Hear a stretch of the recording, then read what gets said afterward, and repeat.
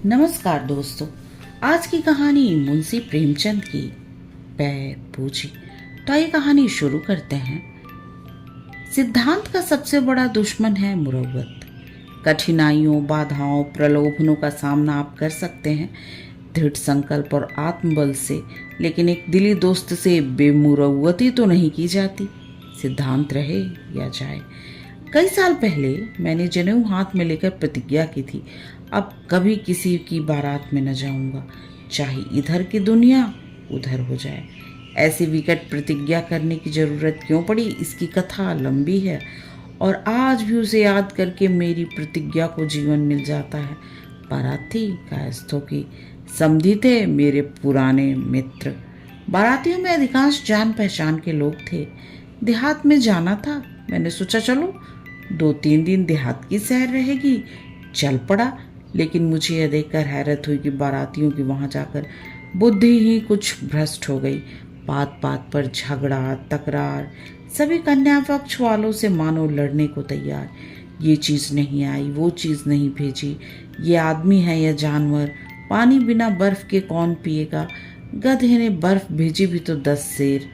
पूछो 10 सेर बर्फ लेकर क्या करे कोई, आंखों में लगाए या किसी देवता को चढ़ाए। अजीब चिल्लप्पो मची हुई थी, कोई किसी की न सुनता था। समधी साहब सिर पीट रहे थे कि यहाँ उनके मित्रों की जितनी दुर्गति हुई उसका उन्हें उम्र भर खेद रहेगा। वो क्या जानते थे कि लड़के वाले इतने गंवार हैं। गंवार क्यों, मतलब ही कहिए, कहने को शिक्षित हैं, सभ्य हैं, भद्र हैं, धन भी भगवान की दया से कम नहीं, फिर दिल के इतने छोटे, 10 सेर बर्फ भेजते हैं। सिगरेट की एक डिबिया भी नहीं, फंस गया और क्या। मैंने उनसे बिना सहानुभूति दिखाए कहा, सिगरेट नहीं भेजे हैं तो कौन सा बड़ा अनर्थ हो गया, खमीरा तंबाकू तो 10 सेर भेज दिया है, पीते क्यों नहीं घोल घोल कर। मेरे समधी मित्र ने विस्मय भरी आंखों से मुझे देखा, उन्हें कानों पर विश्वास न हुआ। ऐसी अनीति, बोले आप भी अजीब आदमी हैं, खमीरा यहाँ कौन पीता है। मुद्दत हुई लोगों ने गुड़गुड़िया और फर्शिया गुदरी बाजार में बेच डाली। थोड़े से दकियानुसी अब भी हुक्का गुड़गुड़ाते हैं, लेकिन बहुत कम। यहाँ तो ईश्वर की कृपा से सभी नई रोशनी, नए विचार, नए जमाने के लोग हैं और कन्या वाले ये बात जानते हैं, फिर भी सिगरेट नहीं भेजी।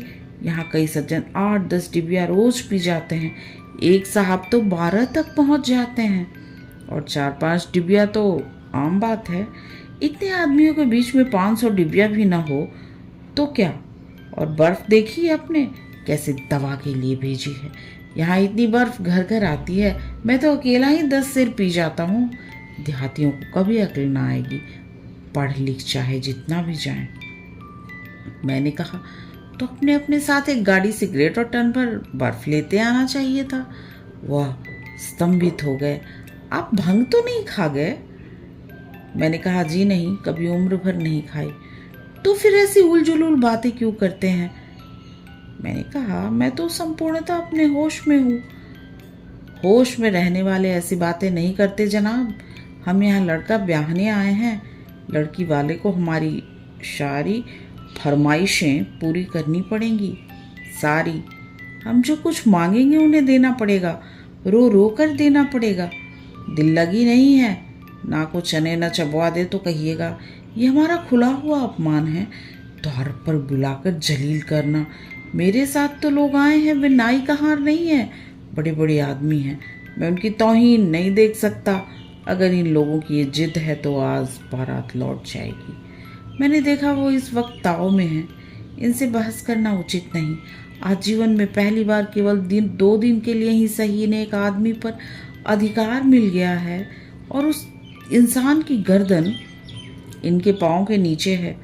फिर इन्हें क्यों ना नशा हो जाए, क्यों ना सिर फिर जाए, क्यों ना उस पर दिल खोलकर रोब जमाए। बर पक्ष वाले कन्या पक्ष वालों पर मुद्दतों से हुकूमत करते चले आए हैं और इस अधिकार को त्याग देना आसान नहीं। इन लोगों के दिमाग में इस वक्त यह बात कैसे आएगी कि तुम कन्या पक्ष वालों के मेहमान हो और वह तुम्हें जिस तरह रखना चाहे तुम्हें रहना पड़ेगा। मेहमान को जो आदर सत्कार, चूनी चोकर, रूखा सूखा मिले उस पर उन्हें संतुष्ट होना चाहिए।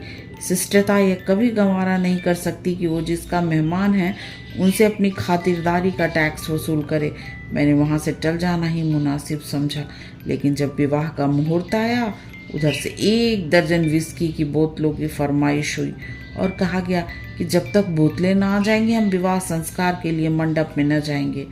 तब मुझसे ये नहीं देखा गया। मैंने समझ लिया कि ये सब पशु हैं, इंसानियत से खाली। इनके साथ एक क्षण रहना भी अपनी आत्मा का खून करना है। मैंने उसी वक्त प्रतिज्ञा की कि अब कभी किसी बारात में न जाऊंगा और अपना बोरिया बिस्तरा लेकर उसी क्षण वहां से चल दिया।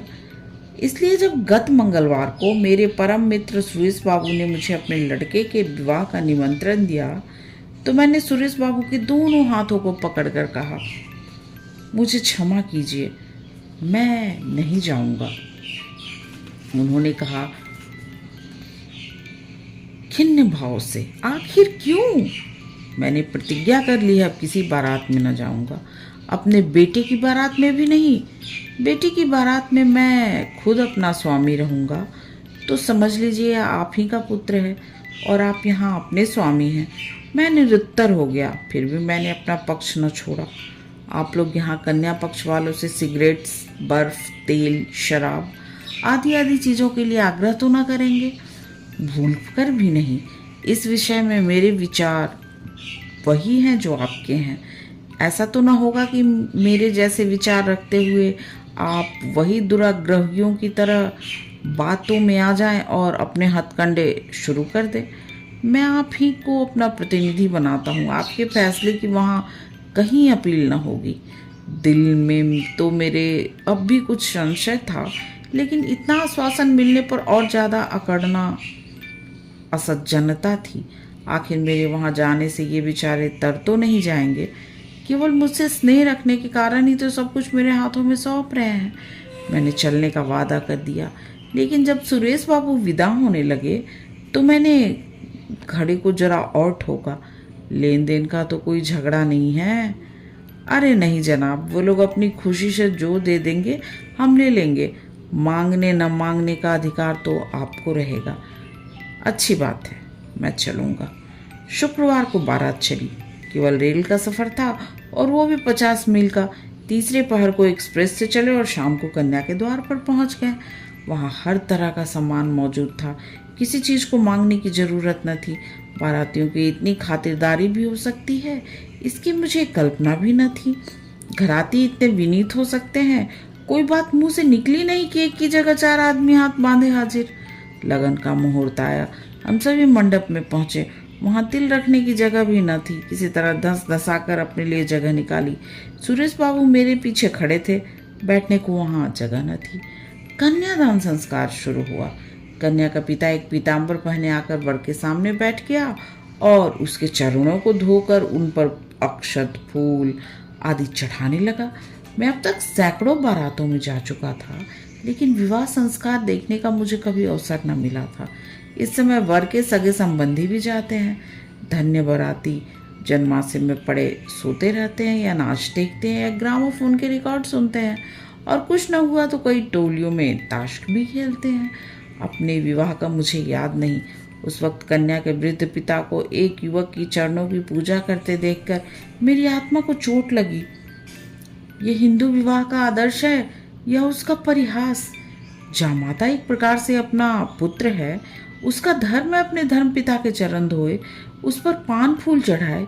ये तो नीति संगत नहीं मालूम होता है। कन्या का पिता वर के पांव पूजे, ये तो न शिष्टता है, न धर्म, न मर्यादा। मेरी विद्रोही आत्मा किसी तरह शांत न रह सकी। मैंने झल्लाए हुए स्वर में कहा, ये क्या अनर्थ हो रहा है भाइयों? कन्या के पिता का ये अपमान।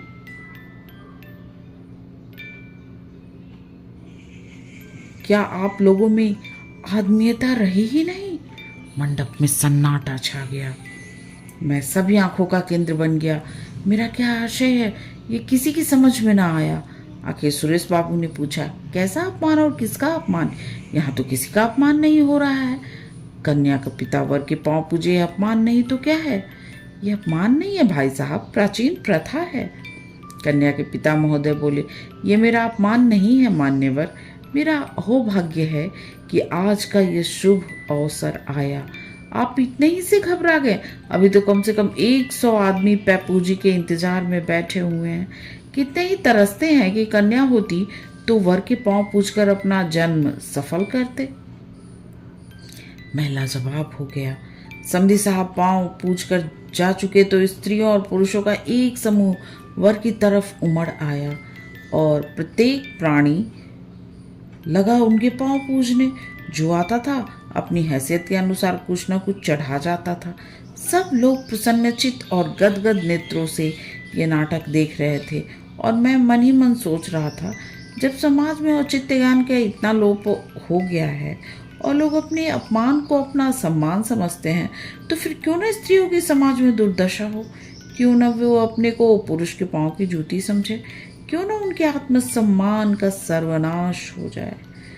जब विवाह संस्कार समाप्त हो गया और वर वधू मंडप से निकले तो मैंने जल्दी से आगे बढ़कर उसी थाल से थोड़े से फूल चुन लिए और एक अर्ध चेतना की दशा में न जाने किन भावों से प्रेरित होकर उन वधू को के फूल वधू के चरणों पर रख दिया और उसी वक्त वहां से घर चल दिया।